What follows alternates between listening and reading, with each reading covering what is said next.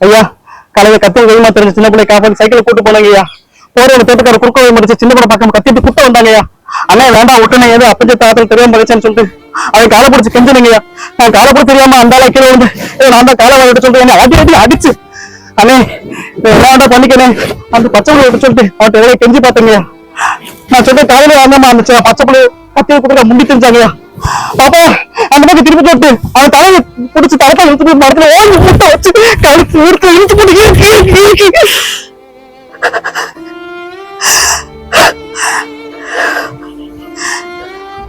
கொண்டு போட்டாங்க.